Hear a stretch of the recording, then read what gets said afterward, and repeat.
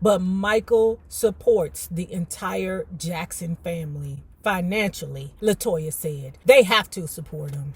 Well, you could be getting supported too, LaToya. If you just would shut the fuck up.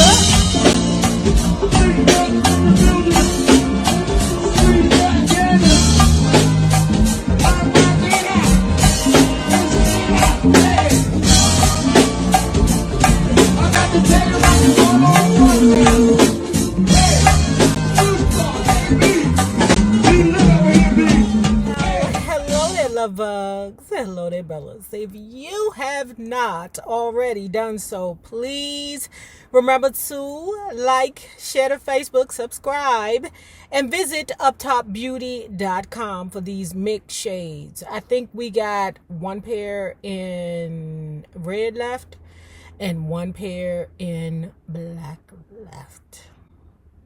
Go on over there to Up Top Beauty and check it out. And if you are not already a part of this book club, please hit the Patreon link below and or the join button here on the YouTube. And for a small monthly fee of $5, you babies, yes, you can be privy to all the shenanigans before the YouTube gets it, if the YouTube gets it. At any rate, y'all, let's get to this Michael Jackson book because we almost done. It was during private sessions, according to someone still close to Michael, that he began to finally deal with the root of so many of his problems, his anger at Joseph. It was a fine line, though, between blaming his father for everything that had ever happened in his life and taking responsibility for some of it himself. In the past, Michael had never been one to own up to his actions, always intent on blaming family members, the press, and even his fans for actions that have caused him unhappiness. In therapy, he began to see that he was his own worst enemy. Accountability is everything. But when you're emotionally immature, you're never going to have accountability. Ever. After many hours of therapy at Charter, it seemed as if Michael had a sudden rush of clarity. It's me, he told his associate. It's not Joseph, it's me, not Evan. I'm the one who blew it, and I need to start over again. I want another chance. You can have it, Michael said, his associate. Shit. Watch them Virgos. They'll tell you anything to get what they want. You hear me? Watch them niggas. I deserve it, Michael said, crying. Do you still believe I am innocent? I do. Michael didn't say anything for a few moments. Then finally, when I get out of here, I'm starting over. Let's end this thing with Evan. I want my life back. He always referred to the molestation business as a matter having to do with Evan Chandler because in his mind, Jordie could never have truly been behind what he viewed as a nefarious plot against him. Oh, yes, the fuck. You hurt Jordie's feelings when you cut him off. Okay, that damn Jordie is hurt. Hurt. He is hurt. Michael, you can't just be doing things. You can't just pick people up and throw them away. It was soon suggested that Michael Jackson wasn't being treated like the other patients at Charter when, after just a few days, he was granted permission to move his rehabilitation to the Bullock home of Elton John's manager, John Reed. Shortly thereafter, he was seen at Manor Farm, the estate of 70-year-old British banking mogul Jack Delisle, a friend of Beachy Colclough. Hopefully, he was still getting his $50,000 a week worth of mental health assistance. To a lot of people, including Elizabeth Taylor, who has had hardcore rehabilitation in her lifetime, it appeared that Michael was having some kind of quick fix. Surely it would take more than a few days, even a few months, for Michael to deal with so many years of dysfunction. All his friends could do was hope that he was on his way to being able, at least partially, understand himself and his choices. However, the fact that Michael was still doing business during this time was disconcerting. In fact, a big deal was struck while he was supposed to be in rehab. So how effective you think that rehab was when the outside world can still get to him? No, ma'am. I know he Michael Jackson, but no, ma'am. There are rules to this. Indeed, despite the turmoil in his life, Michael was still making money, and a great deal of it. Dangerous had thus far sold 20 million copies worldwide. In the UK, the record had debuted at the #1 position, propelled by a hit single, Black and White, and an accompanying controversial video where Michael takes out his anger on an automobile, seems to pleasure himself with his own gyrating dancing, and then transform into a panther. Wow. It was in the winter of 1993 that perhaps the most damaging blow of all to Michael Jackson's image was struck, and it came from a family member, his own sister LaToya. Though she had not seen or talked to him in a number of years, LaToya claimed to have exclusive information about Michael.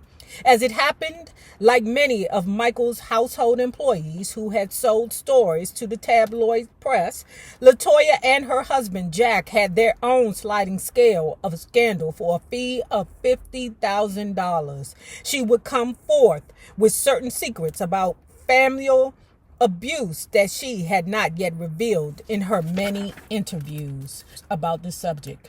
However, for twice that, she would open up twice as much. And for $500,000, she would throw caution to the wind and just come out and admit that Michael was a pedophile and that she had proof to support her allegations. Michael is my brother and I love him very much, she said, reading from a prepared statement. But I cannot and will not be a silent collaborator in his crimes against young children. If I remain silent, then that means I feel the guilt and humiliation that these children are feeling. And I think it is very wrong. Forget about the superstar. Forget about the icon. If he was any other 35-year-old man who was sleeping with little boys, you wouldn't like this guy.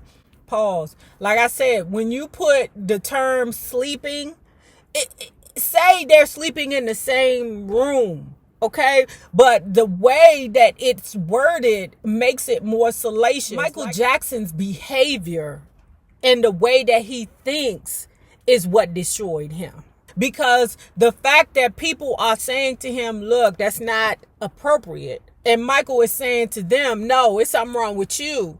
A grown man can sleep in the same room as a child that's not blood related to him and it be okay. You all are nasty and disgusting. You all are thinking bad things.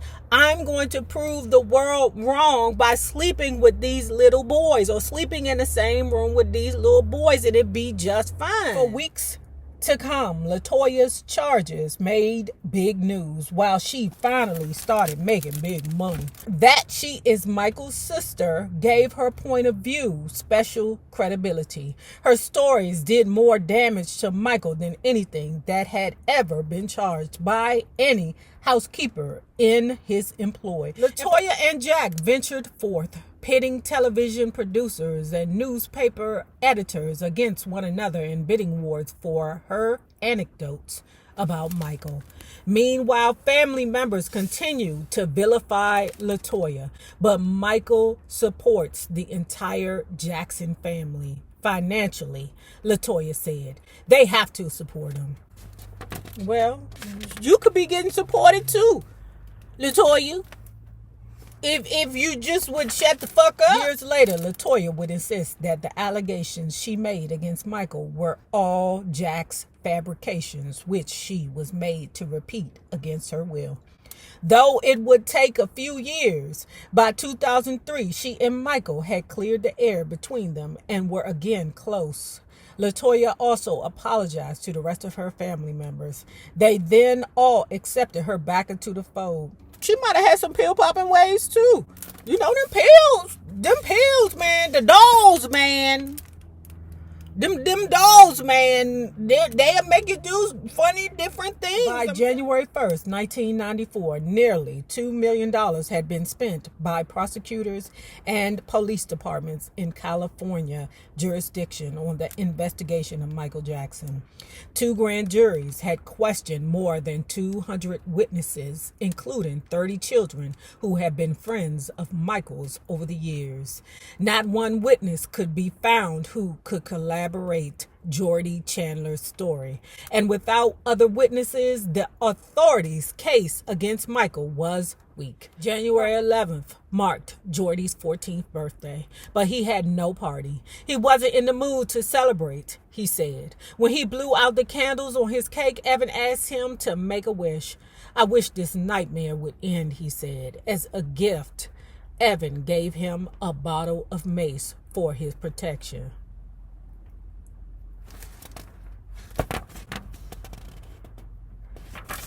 Yeah, that father's a piece of work. Due to his celebrity status, it was possible that Michael could prevail at the civil trial.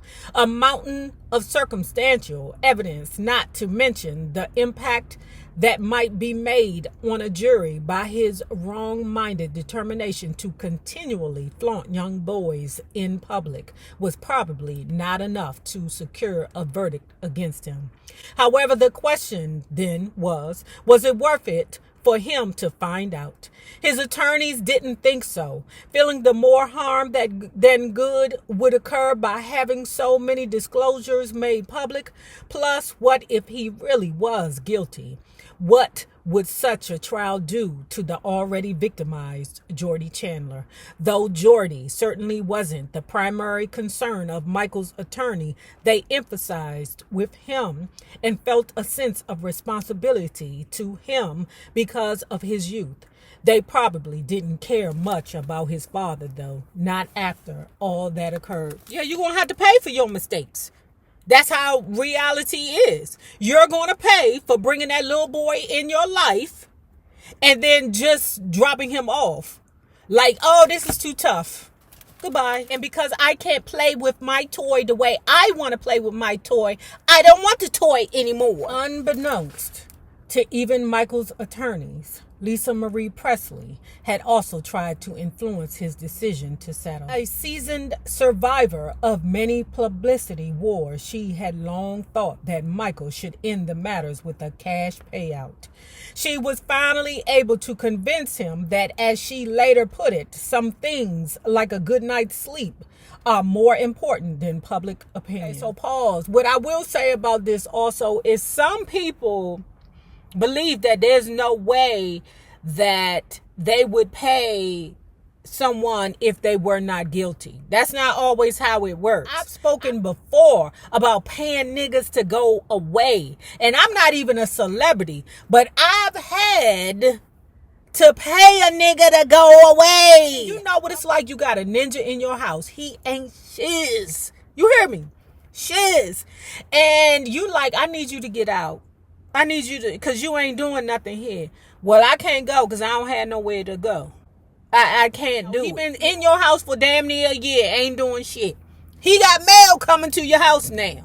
You can't put him out. You got to take him to court and all this other good stuff in order to get the nigga out. You know, you got to, I need him out my house. He's not on the lease, blah, blah, blah. You got to call the authorities in to get the niggas out. Because you didn't let this fool lay up in your house because for some reason he got the congolingas. Okay, and you confused. Hey, but now you're not confused no more because it's been a year later and you buying all the groceries. Okay, he eating up all the Cheetos. All right, drinking all the milk. And you're like, damn, I gotta get this ninja out of here.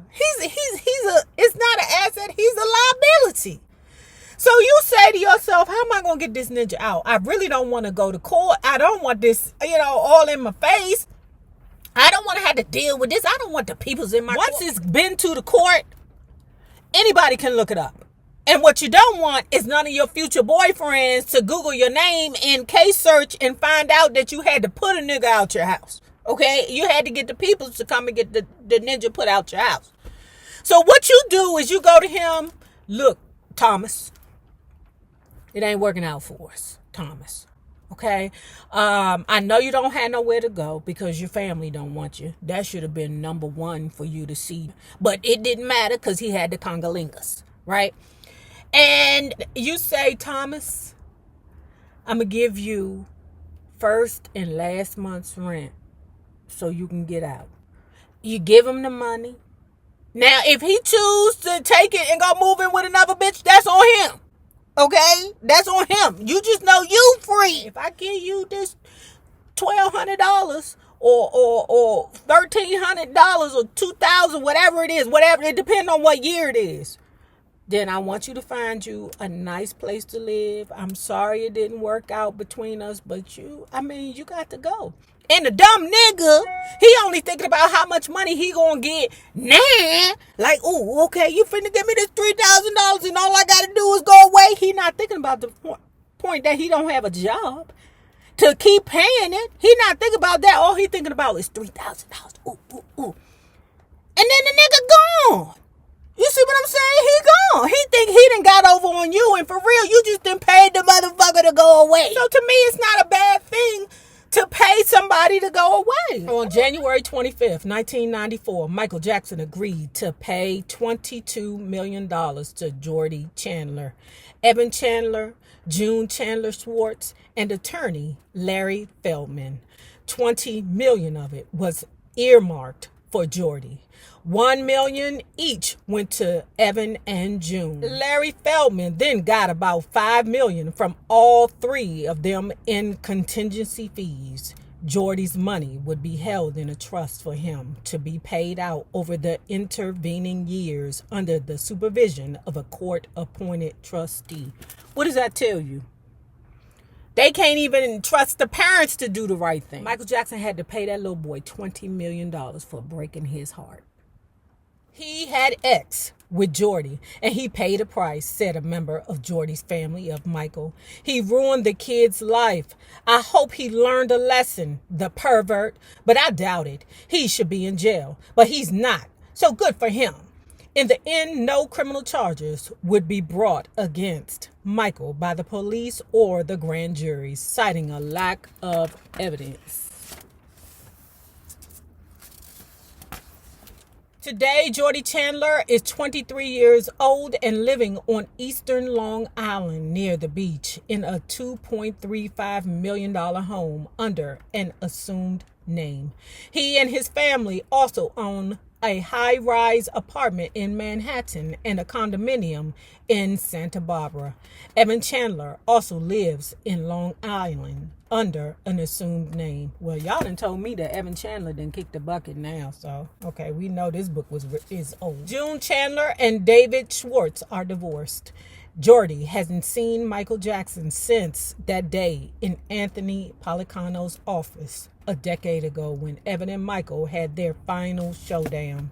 The last installment of Michael's payments to Jordie was paid in June 1999. On February 1st, 1994, Michael telephoned Lisa Marie Presley at her estate in Hidden Hills, California. He was at his hideout in Westwood. Hey, Lisa. What's up, girl? He said, according to her memory, I'm headed up to Las Vegas to see the Temptations in the Fifth Dimension. Come with me. I'll get us a suite at the Mirage and we can party like there's no tomorrow. Am I staying in a suite with you? She asked. Hell yeah, Michael said. What do you think, girl? I think I'm still married, Lisa said. Then separate rooms if that's what you want, Michael responded. Lisa agreed to go. The next day, the two flew up to Vegas in Michael's private jet. Otis Williams of the Temptations once told me, man, we were backstage after the show and here comes Michael with this chick. And he's all up in her face, kissing on her, and we're saying, who the heck is this girl? Finally, he introduced her, Lisa Marie Presley. You could have knocked me over with a feather. I said to the guys, check this out. The king of pop and the king's daughter together. It had to happen. They look very cozy. On paper, that shit is amazing. On paper, it is amazing. I love it. But that's how Michael moves. Michael ain't doing no. He don't do that. He had to go big. Because you know, them Virgos, y'all always do too much. And too much would be Elvis Presley's daughter. But okay. Let's move forward, because it don't matter that it's Elvis Presley's daughter. He's still going to curry the shit out of her. 2 weeks later, Lisa accompanied Michael again to MGM Grand in Las Vegas for his appearance on the Jackson Family Honors special. The program Jermaine had been working on for months, designed to pay homage to Elizabeth Taylor and Berry Gordy. The television special was also an attempt by the Jacksons to project a wholesome image to a now suspicious public. Janet made a quick appearance performing her hit, All Right, I remember that, before vanishing from sight as if embarrassed for herself and everyone else on stage. When they got back from Las Vegas on February 21st, Michael invited Lisa to Neverland. The two spent hours walking hand in hand on the well-manicured property as Lisa's children, Danielle 5 and Benjamin Storm, 18 months, played with their nanny. For the first 2 days, Lisa and her children stayed in one of the visitors' unit on the property. On the third night, Michael ordered a dinner of poached salmon and cucumber salad to be served to him and Lisa on one of the candlelit terraces. Did they make love? You say that you love me.